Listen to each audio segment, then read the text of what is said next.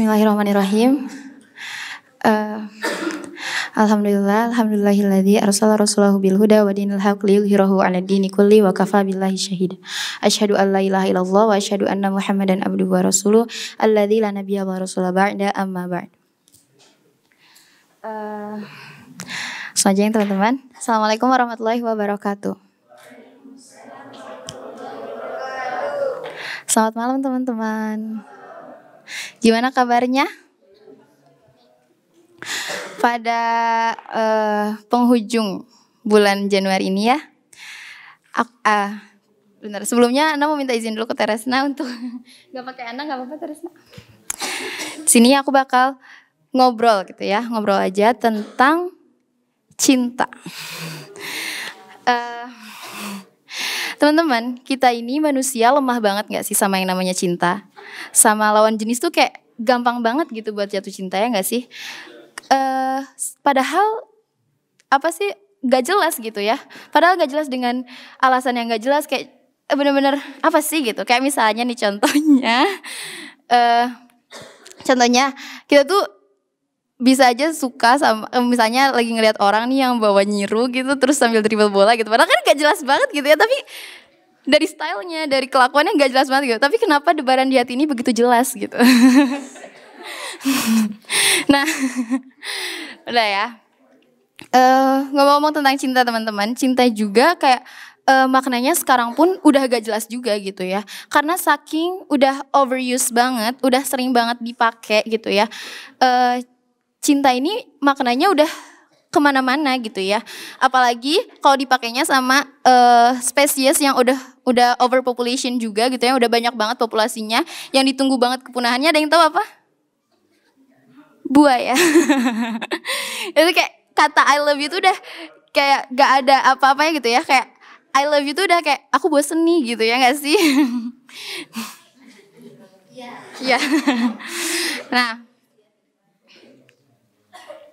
padahal makna cinta tuh banyak ya. Ada yang bilang cinta itu tentang prioritas, ada yang bilang cinta itu tentang pengorbanan gitu. Ada yang bilang tentang pengikhlasan gitu, banyak banget. Tapi cinta ini juga sering banget disalahgunakan gitu ya. Atau kita mungkin sering salah menaruh cinta kita kepada siapa gitu ya.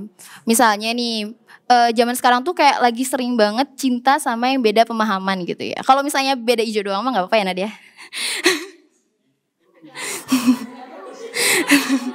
Tapi ini mah kayak cintanya tuh sama yang beda agama gitu ya. Itu kan parah ya. Sampai galaunya tuh gimana katanya? Diminta dikekalkan gitu cintanya. Gimana Kak? Kayak gimana? Ya gitulah pokoknya. Kayak kalau kata lagunya kalau kata Mahal ini mah gimana? Mungkinkah aku minta katanya ya. Kisah ini kisah kita selamanya gitu ya. Gitulah pokoknya. Nah, tapi teman-teman penasaran gak sih kenapa sih ketika kita jatuh cinta gitu ya, apa sih yang sebenarnya terjadi sama tubuh kita gitu ya? Sebenarnya apa sih yang kenapa kita tuh bisa segila itu gitu? Kenapa kita tuh bisa sampai lupa dunia gitu ya? Kenapa kita tuh bisa terus tergila-gila gitu ya sama orang yang kita cinta itu? Jadi teman-teman, ketika kita jatuh cinta, otak kita tuh merespon cinta itu. Ketika kita merasakan sesuatu, bagian otak kita, bagian kecil otak kita namanya hipotalamus. Dia itu kantornya hormon gitu lah. Jadi dia tuh kayak mengaktifkan hormon-hormon gitu. Nah, dia itu mengaktifkan hormon yang pertama oksitosin, di mana oksitosin ini lebih sering dikenal dengan cuddle hormone. Tahu cuddle? Pokoknya ya, hormon ini tuh mengaktifkan rasa kayak nyaman gitu. Ketika kita lagi dekat sama orang, ketika kita ya pokoknya bisa membuat kita nyaman gitu. Dan oksitosin ini ternyata teman-teman juga hormon yang mengendalikan stres kita gitu. Ini bisa menurunkan stres kita. Nah, terus yang kedua adalah vasopresin, di mana vasopresin ini adalah peningkat tekanan darah. Makanya kita pokoknya nggak jelas gitu ya ketika jatuh cinta itu. Nah teman-teman, tapi ketika oksitosin dan vasopresin ini bertemu, maka muncullah senyawa kimia bernama dopamin. Nah ini teman-teman yang agak salah gitu dari cintanya, Nah ini yang agak apa sih namanya, agak nyeremin gitu ya, karena dopamin ini adalah senyawa kimia yang membuat kita ada rasa addict, apa sih, kayak ketergantungan, bener-bener candu gitu. Nah, dopamin ini juga aktif ketika kita mengonsumsi drugs, narkoba kayak gitu-gitu lah, atau nikotin kayak gitu. Nah, dan dopamin ini juga ternyata membuat kita susah tidur. Makanya kalau misalnya teman-teman lagi jatuh cinta, keinget-inget dia gitu ya, kayak sampai nggak bisa tidur gitu. Nah, ini tuh gara-gara si dopamin ini. Contoh nyatanya adalah ketika kita misalnya lagi minum kopi. Minum kopi ini ngebuat kita membuat dopamin ini aktif gitu. Nah, selanjutnya ada apa ya? Norepinefrin. Norepinefrin ini adalah peningkat detak jantung kita. Dia juga dikenal dengan adrenalin hormone. Dimana ketika kita rasa takut, ketika kita takut, si norepinefrin ini juga berfungsi. Kebayang gak sih teman-teman, ini nih yang menurut Ana serem ya. Ketika norepinefrin dan dopamin ini bersatu, ketika kita takut, tapi kita candu. Serem gak sih? Dimana kayak, jadi kita tuh gak akan puas gitu loh. Misalnya nih ya, tadi aku ketemu dia loh gitu ya, kayak gak, aku deg-degan banget gitu ya. Terus penasaran gitu, gimana sih caranya, gimana sih ngomong sama dia tuh perasaannya gimana gitu. Ketika udah biasa tuh ketemu, akhirnya emang bener lah detak jantung kita tuh menurun. Akhirnya kita tuh bakal bikin apa sih, karena adrenalin loh, jadi kita tuh bakal ketantang. Makanya kita tuh kayak akhirnya udah dari ketemu nih, kita tuh waktu ngobrol kita deg-degan juga. Pas setelah ngobrol udah biasa, kayak aduh penasaran gak sih gimana megang tangannya dia gitu, kayak wow, sudah gitu terus gak akan ada habisnya gitu. That's pretty scary. Nah, terus yang mana sih? Sebentar ya guys, Nah, terus norepinefrin juga fungsinya memusatkan perhatian kita kepada objek tersebut. Makanya kita tuh nggak bisa, kalau misalnya nih ngelihat opa-opa gitu, misalnya kan ada 11 member nih, pasti kita tuh pusatnya tuh yang paling disuka gitu. Situ ganteng banget, situ gitu. Nggak akan kayak, maksudnya fokus sama yang lain, tapi fokus kita tuh bakal tertuju sama orang itu gitu ya, bakal kebawa mimpi segala macam gitu ya. Nah, iya serem banget kan. Selanjutnya ada serotonin juga, di mana ini ngatur mood kita dan ngebuat kita ada ya gitulah pokoknya, nggak begitulah pokoknya dah. Dan ngatur nafsu makan kita juga. Makanya ketika kita lagi suka nih sama orang, kayak kepikiran dia gitu sampai nggak inget makan, karena emang kayak gitu. Nah, ya terus teman-teman penasaran gak sih kenapa ketika kita jatuh cinta kita juga sering ngelakuin hal-hal kayak di luar kendali kita, kayak ngelakuin hal-hal konyol gitu, kayak bodoh banget gitu. Udah disakitin berkali-kali tetap aja merhatinin gitu, mempertahankan gitu ya. Nah, karena kita juga ada bagian otak namanya prefrontal cortex. Nah, di mana ini tuh si bagian otak ini bikin kita bisa berpikir lebih rasional. Tapi ketika kita jatuh cinta, si bagian otak ini menurun teman-teman fungsinya. Makanya suka ngelakuin hal-hal yang kayak gak jelas banget gitu ya, malu-maluin gitu. Atau enggak kayak udah disakitin berkali-kali tetap aja ya gitulah. Makanya sering terjadi namanya full of love. Bukan fall in love ya, tapi full in love gitu ya. Bodoh dalam jatuh cinta gitu.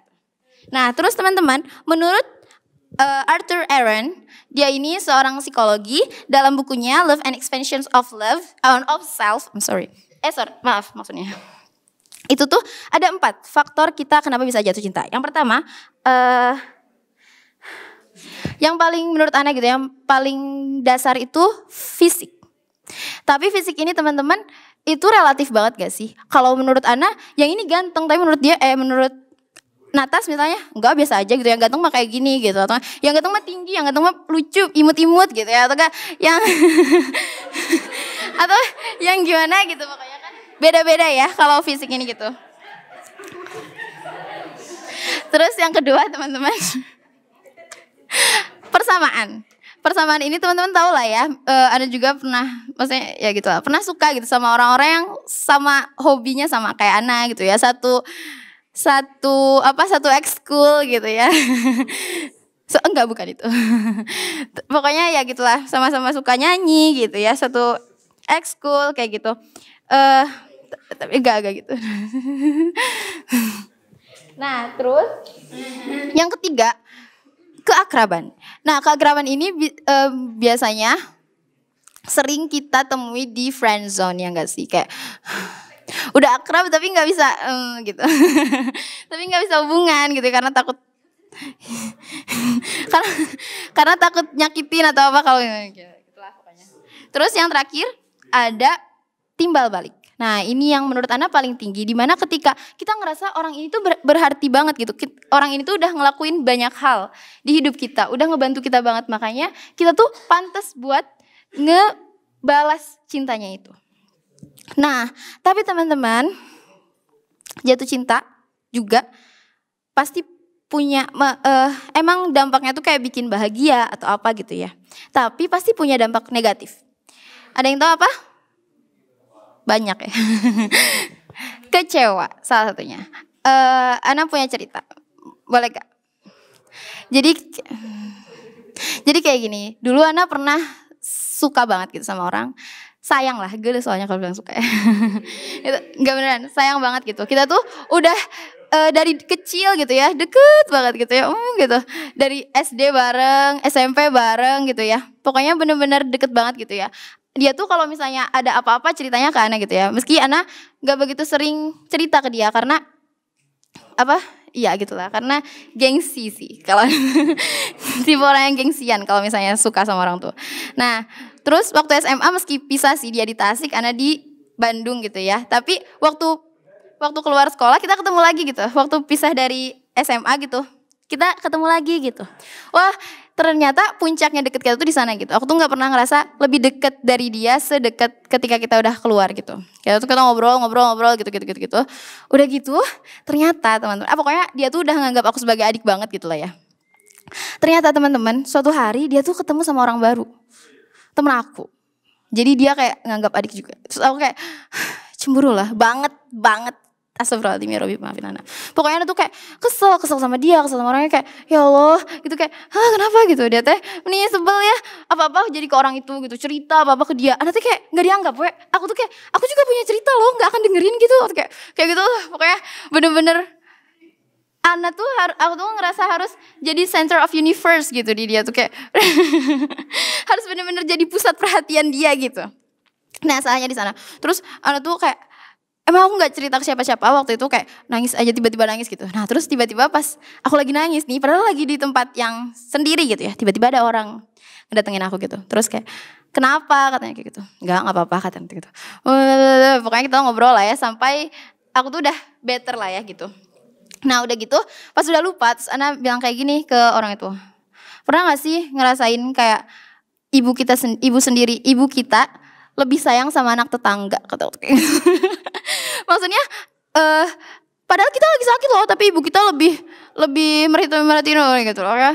Kayak sebel banget ya. Terus kata orang itu tuh Cacen, sobatnya. Katanya tuh apa sih? Ya kita itu katanya berdiri di kaki kita masing-masing katanya gitu. Kita nggak mungkin naliin kaki orang sama kaki kita, nanti jatuh dong katanya gitu. Nanti kita nggak bisa explore dunia luar, kita nggak bisa kenal banyak orang, kita nggak bisa nggak bisa tahu kepribadian orang tuh kayak gimana aja gitu ya. Kita bakal stuck sama satu orang aja gitu. Kayak gitu. Kasihan gak sih katanya gitu. Kalau misalnya kamu ngekang katanya kayak gitu.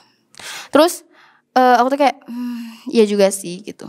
Terus makanya nih kalau misalnya tinggal di pesantren katanya gitu ya, pasti ada yang namanya perpindahan kamar gitu. Setiap beberapa bulan sekali pasti pindah kamar. Kenapa? Biar kita gak bergantung sama satu orang aja katanya kayak gitu.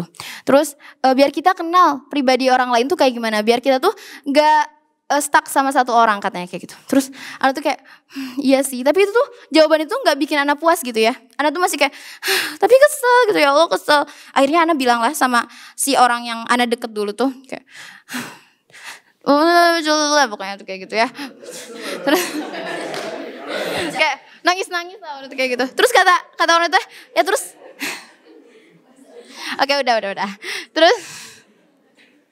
Terus kata orang ini tuh cenah, terus kamu tuh maunya apa sih cenah gitu ya. Kamu tuh maunya apa? Sok cenah istighfar yang banyak cenah gitu.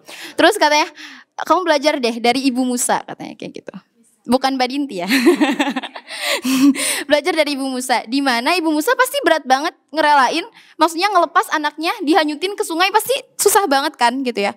Tapi pada akhirnya apa? Dengan keikhlasannya Ibu Musa, Musa kembali dipertemukan dengan Ibu Musa gitu ya. Dan bahkan ditempatkan di tempat yang lebih baik gitu ya, menjadi keluarga raja kayak gitu. Dia tuh bilang kayak gitu. Terus ilangin rasa kesel kamu Shana gitu ya. Sama yang sekarang sama aku deket juga, ilangin katanya keselnya. Sok berusaha biasa aja. Kalau kamu ikhlas, kamu bukan ya udah terserah kamu gitu ya, nyungkun gitu lah kata dia kayak gitu. Tapi kalau misalnya kamu ikhlas, sok kamu biasa aja gitu, kayak seakan-akan gak ada yang terjadi aja kata dia kayak gitu.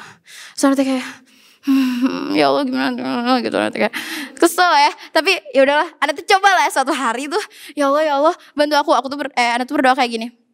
Ya Allah kalau misalnya hubungan mereka baik buat aku, buat mereka, buat semua orang gitu ya.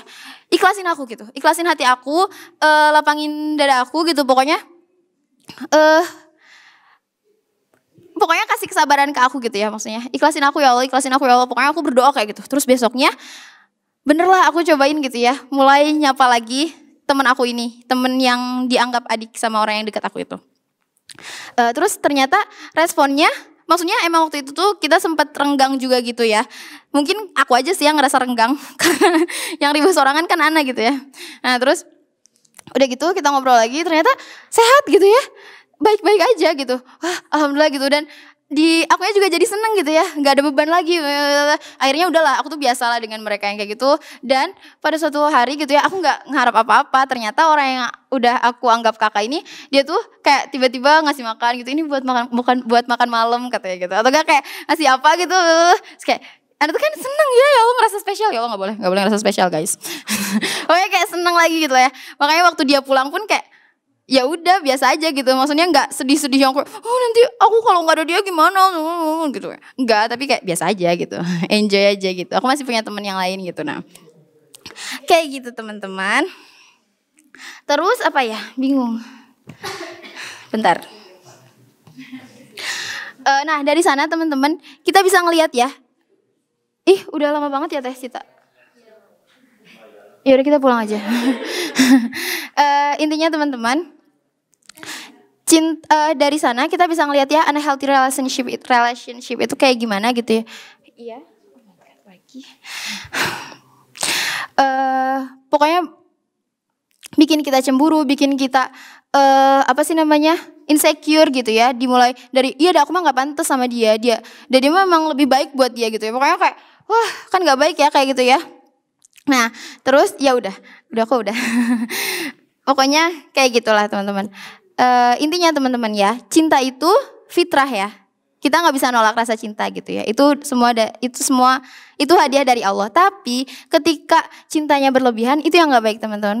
Bakal terjadi toxic relationship atau apa-apa gitu yang bikin kita ngekang orang itu gitu ya. Nah, udah aja gitu kali ya. Mungkin itu yang bisa aku sampaikan teman-teman, mohon maaf kalau kelamaan gitu ya. Tapi kayak ya gitulah. Mungkin ada part 2 masih tentang cinta gitu kan. Tadi kan aku ngebahas tentang cinta sama orang ya. Sekarang kita kan kesalahan kita ketika jatuh cinta. Mungkin nanti bakal tentang gimana sih cinta itu yang sebenarnya tuh harus kayak gimana gitu. Nah, udah gitu aja teman-teman. Mohon maaf kalau misalnya banyak kesalahan. Satu lagi gitu ya buat teman-teman muhajirin yang besok bakal tasmi, semangat teman-teman. Terus buat teman-teman yang teman-teman Ikhwan juga gitu ya yang udah tasmi atau yang udah tasmi barakallahu fikum, yang belum tasmi juga semangat juga gitu ya. Kalian keren banget gitu ya semuanya teman-teman aku, teman-teman akhwat juga, ke teteh-teteh makasih banyak karena udah ngasih motivasi yang banyak banget gitu, yang baik buat kita gitu. Buat adik-adik juga makasih banyak. Mungkin hanya itu yang bisa aku sampaikan teman-teman. Barakallahu fikum untuk segala-galanya. Mohon maaf kalau misalnya banyak banget kesalahan. Ditutup saja dengan doa. Subhanakallahumma wa bihamdika asyhadu an la ilaha illa anta astaghfiruka wa atubu ilaik. Assalamualaikum warahmatullahi wabarakatuh.